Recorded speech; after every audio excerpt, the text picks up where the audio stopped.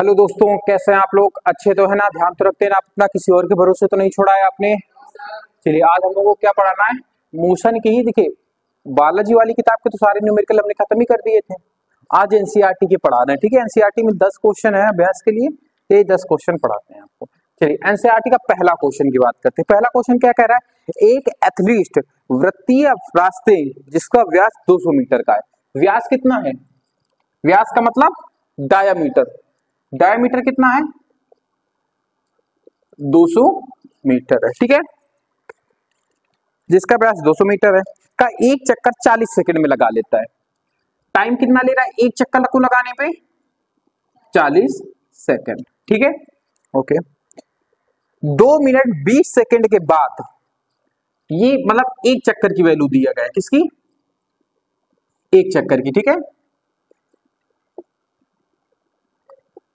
ठीक है, एक चक्कर की वैल्यू दी गई है।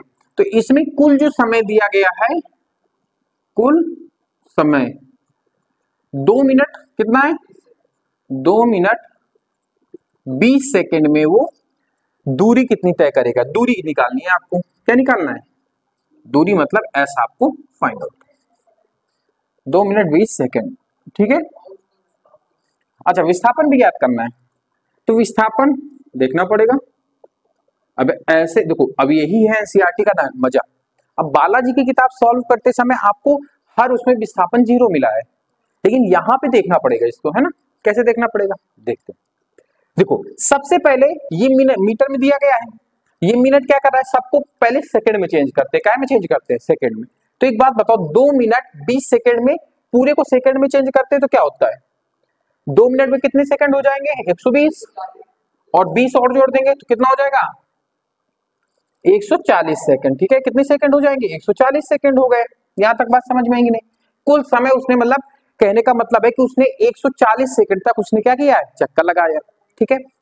अब मेरी बात समझना, एक चक्कर वो कितने में लगा रहा है? 40 सेकंड में लगा रहा है। अब थोड़ा सा इसको समझना गौर कर से।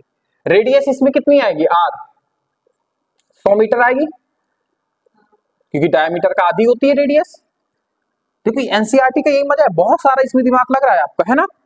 ठीक है, अब देखो समझना मेरी बात को। अब अच्छा एक बात बताओ, जब वो एक चक्कर पूरा करेगा तो चक्कर के बारे में मैंने कॉन्सेप्ट आपको वृत्तीय गति में बताया था कि वो चक्कर क्या होता है, उसकी परिधि होती है 2 पाई आर।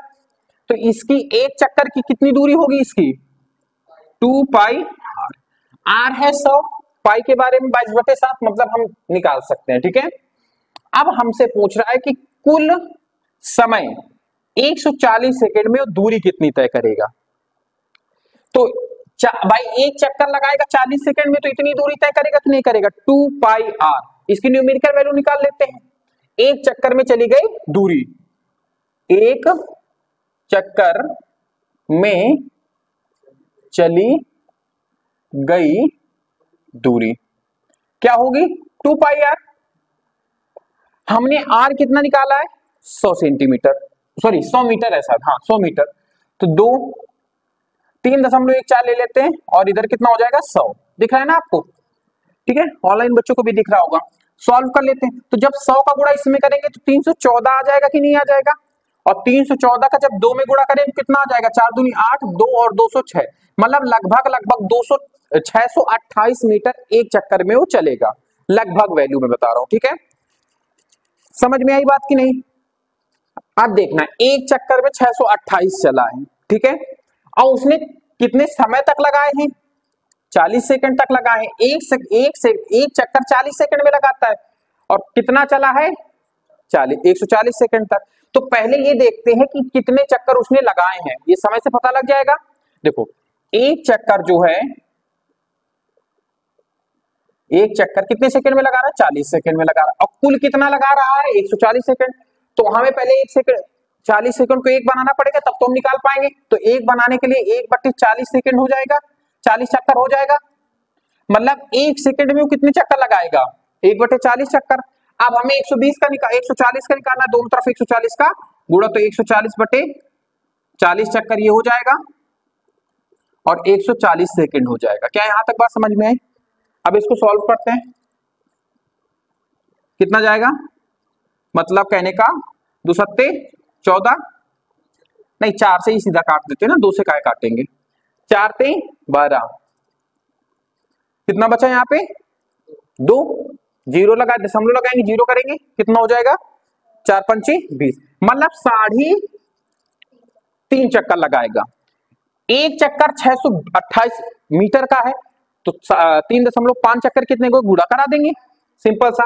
तो आप देखो कुल दूरी अब यहां से निकलेगी, कुल दूरी, और कुल दूरी कितनी होगी, इतना गुणे 628, ठीक है, क्योंकि एक चक्कर इतने का है और कितने चक्कर लगा रहा है, 3.5 चक्कर लगा रहा है, तो सबको क्या कर देंगे, गुणा कर देंगे। तो गुणा करो जरा सा, 628 गुणे 3.4, हाँ सॉरी 5, इतनी वो कुल दूरी करेगा। आप मेरी बात यही गौर समझना, इसको मैं बाद में सॉल्व करूंगा, या भी सॉल्व कर देते, गुणा कर लो, अच्छा सीधा सीधा 628 गुणे 35, 8.40, हाथ में है 4, 5 दूनी 10 और 4 14, हाथ में है 1, 6 पंचे 30, 1 31, 8 त्रिका 24 की 4, हाथ में है 2, 3 दूनी 6 7 8, कोई हासिल नहीं, 6 का 18, 0 4 4 8 8 1 9, 8 2 10 1 11 1 1 2, एक अंक के बाद दशमलव लगेगा, मतलब 2198 कुल दूरी तय करेगा। तो कुल दूरी कितनी हो गई उसकी,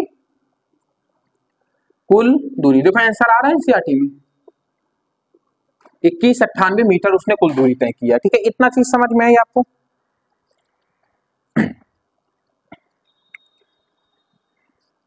अब रही बात विस्थापन की, हाँ वो लगभग में आ जाएगा, क्योंकि हमने वहां पे 3.14 लिया है, 2 ही तो कम है, तो वो एडजस्ट हो जाएगा, ठीक है, एक अंक और बढ़ा देते तो हमारा काम हो जाता, ठीक है। अब समझना मेरी बात गौर करके, दूरी तो हमने निकाल दिया, अब बात है विस्थापन की। अच्छा एक बात मुझे ये बताओ, 3 चक्कर में विस्थापन कितना होगा, 0 होगा। जो भी विस्थापन होगा आधे चक्कर का ही होगा, मतलब मान लिया कि वो बंदा यहां से चलना चालू किया था, यहां आया घूम के, 0 हुआ विस्थापन, फिर आया 0 हुआ, फिर आया 0 हुआ, अब यहां से उसने आधा चला है, तो हम ये कह सकते हैं कि विस्थापन के बारे में बात लिखेंगे, विस्थापन, विस्थापन के बारे में क्या लिखेंगे, 3 चक्कर में विस्थापन 0 होगा, 3 चक्कर में विस्थापन क्या होगा, 0 होगा, क्या होगा 0 होगा, ठीक है, इतना समझ में।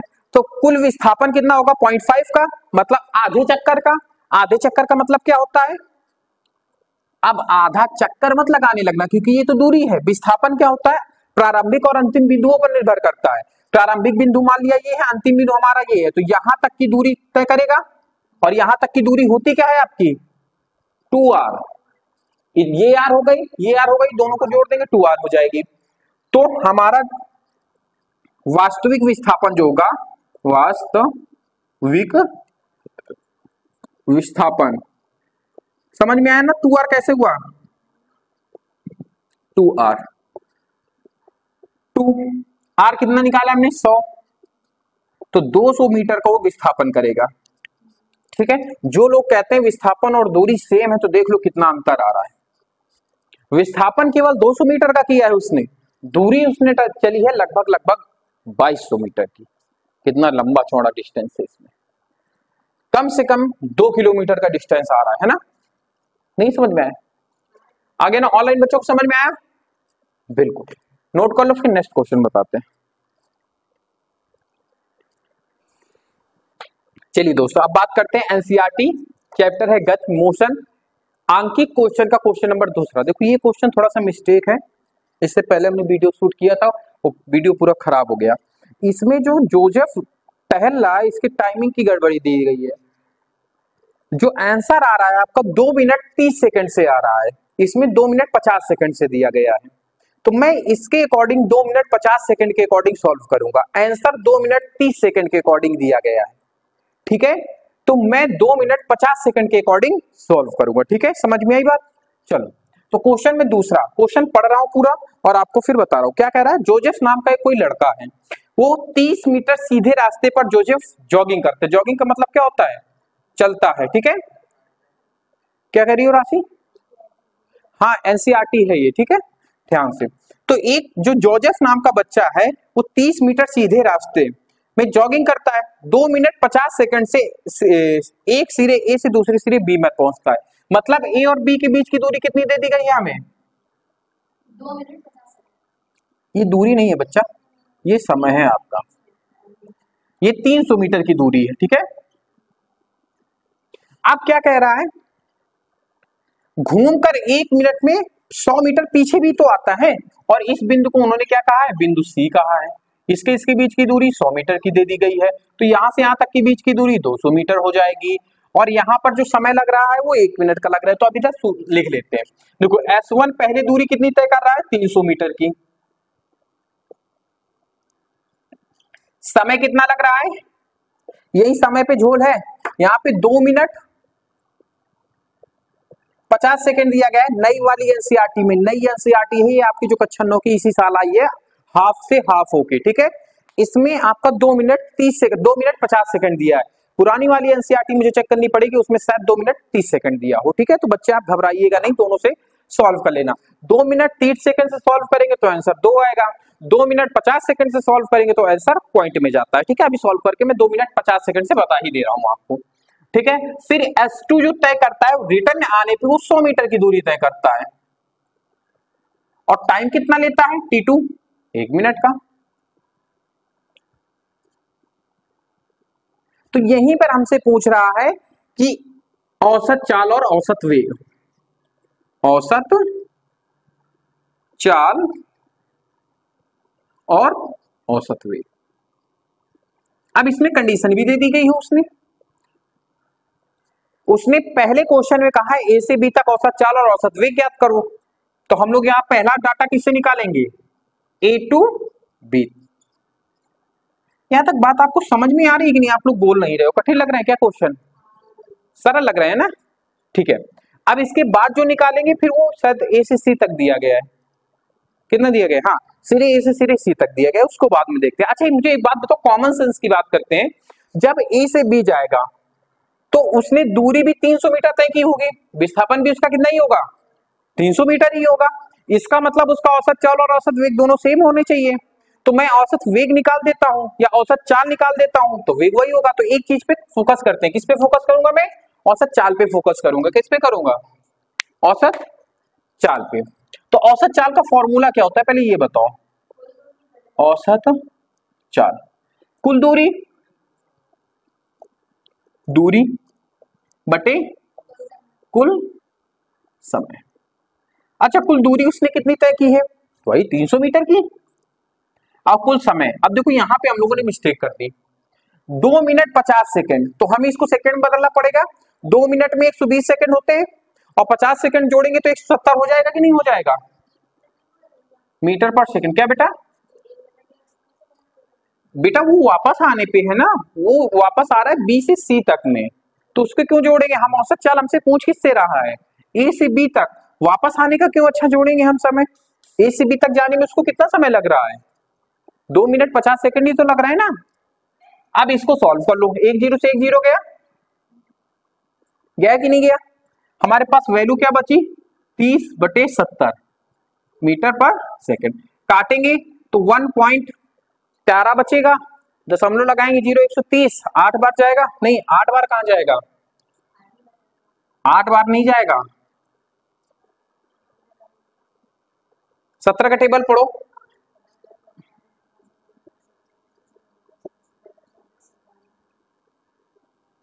एक बार गया 17 हुआ, 13 आया, दशमलव लगाया, 0 बढ़ाया। अब 17 का टेबल ऐसा पढ़ो कि 130 से ज्यादा ना मार देंगे।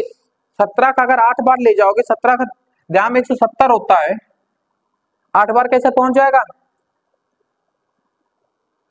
नहीं समझ में आया आपको हम क्या कह रहे हैं। 17 का टेबल सुनाओ आप लोग।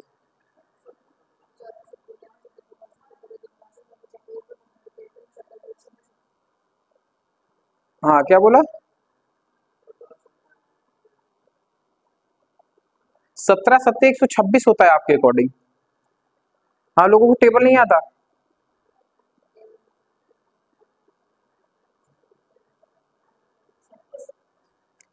7 बार जाएगा। 17 7 कितना होता है, 17 छक्का 119, 17 8 136। तुम लोगों को वाकई में पहाड़ा नहीं याद है। 17 सत्ते 119। ठीक है, कितनी बार जाएगा? 1 आएगा। 12 में 1 गया 1, दशमलव लगाए 0। अब कितनी बार जाएगा? 17 छक्का 102। बस इतना ही निकाल देते हैं। तो इधर 8 आएगा पूरा, तो ये 0 ही हो जाएगा। बस इतना ही। तो औसत चाल और औसत वेग कितना आ गई? औसत चाल और औसत वेग कितना हो गया? 1.76 मीटर पर सेकेंड। ये तो हमारा क्या निकल के आ गया? औसत चाल और औसत वेग। कहां से कहां तक? A टू B तक। अब हम औसत चाल और औसत वेग फिर से निकालेंगे। सेकंड क्वेश्चन भी तो कह रहा है औसत चाल और औसत वेग। अब जो ये फाइंड आउट हम करेंगे वो A से C तक करेंगे। कितना करेंगे? A टू C तक। ठीक है, आप समझना मेरी बात को। अब इसमें अलग अलग आएगा क्योंकि दूरी वो कितना तय करेगा? 300 गया 100 वापस आया, दूरी तो 400 हो जाएगी टोटल। और विस्थापन कितना होगा? केवल 200 होगा। तो दोनों अंतर आएंगे। तो पहले हम औसत चाल की बात करते हैं। किसकी बात करूंगा मैं? यहां से पूरा डाटा होगा औसत चाल। अब सूत्र तो लिखने से ना रहा कि लिखूं, क्या लिखूंगा? दूरी कितनी तय कर रहा है A से C तक? 300 गया 100 वापस आया 400। समय कितना ले रहा है? वही 1 मिनट का, मतलब 60 सेकंड का। पक्का? अच्छा, अरे पागल, 60 सेकंड कैसा हो जाएगा? अच्छा हाँ, 1 मिनट और 3 मिनट 20 सेकंड लेगा वो। 3 मिनट 50 सेकंड। कैसे? जाने में लेता है 2 मिनट 50 सेकंड, वापस आने में कितना लेता है? 50 सेकंड में, और वापस आने में भी तो 1 मिनट ले रहा है। तो टोटल दूरी कितनी हो गई उसकी? 3 मिनट 50 सेकंड। और 3 मिनट 50 सेकंड को जब सॉल्व करोगे तो कितना आएगा आपका? 36 का 18, 180 और 50, 2 से 20 कितना? 230 होगा। 230। तो उसने कुल समय कितना लिया? 230 सेकंड। तो ये हमारी क्या निकल के आ गई? मीटर पर सेकंड। सॉल्व कर लो इसको। तो 40 भागे 23, 40 का भाग 23 में दो, कितनी बार जाएगा? एक बार। 23 हुआ, 10 में 7 गए, 10 में 3 गए 7, एक बचेगा, दशमलव लगाया 0 बढ़ाया। अब ऐसा गुणा करो कि 170 से ज्यादा ना जाए। कितनी बार? 6 बार। 36 का 18 की 8 हाथ में है 1, 6 दूनी 12 1 13, 6 बार नहीं 7 बार लेके जाओ। 7 3 का 21 की 1 हाथ में है 2, 7 दूनी 14, 15 16। ठीक है, तो कितना आया? 9। दशमलव लगाए 0 फिर लगाएंगे। अब कितनी बार जाएगा? 3 दूनी 6, 4, 4 दूनी 8, 4 बार जाएगा। ठीक है, 4 3 12, हाथ में 4 दूनी 8 1 9, ज्यादा निकल गया, 3 बार ही लेके जाते हैं। तो बस इतना ही ले लो, 1.73 सेकंड। देखो ये इतना उल्टा सीधा क्यों आ रहा है पता है ना आपको? क्योंकि वो शायद समय आपका, मैंने फिर से बताया आपको, समय में गड़बड़ी है। ये वो 2 मिनट कितना है? 30 सेकंड है। कितना है? और हमने मतलब एनसीईआरटी में जो नई छप के आई उसमें 50 है, तो मैं 50 के अकॉर्डिंग ही बता रहा हूँ। औसत चाल निकल आई। अब औसत वेग की बात करेंगे। औसत वेग, औसत वेग कितना होगा? कुल विस्थापन बटे कुल समय। कुल विस्थापन कितना हो रहा है उसका? 200 ही हो रहा है। और कुल समय कितना ले रहा है विस्थापन करने में? बताओ।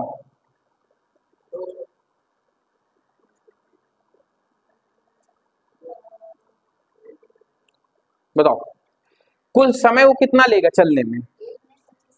कैसे? कटा दिया आपने सीधा सीधा।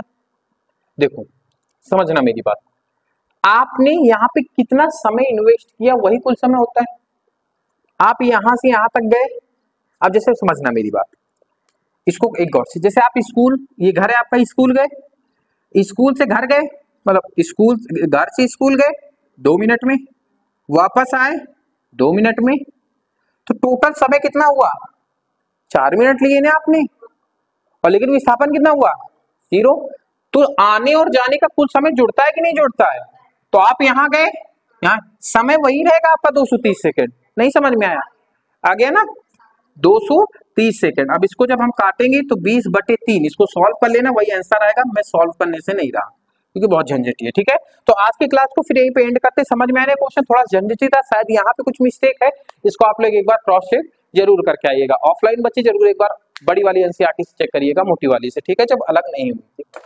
बाकी बातें करते हैं नेक्स्ट क्लास में। अगर आपको क्लास अच्छी लगी हो तो चैनल को सब्सक्राइब कीजिए, वीडियो के नीचे कमेंट करिए, जिससे मुझे मोटिवेट मिलेगा, और अपने और अपनों का ख्याल रखिए। नेक्स्ट क्लास में मिलते हैं, साथ बने रहने के लिए धन्यवाद।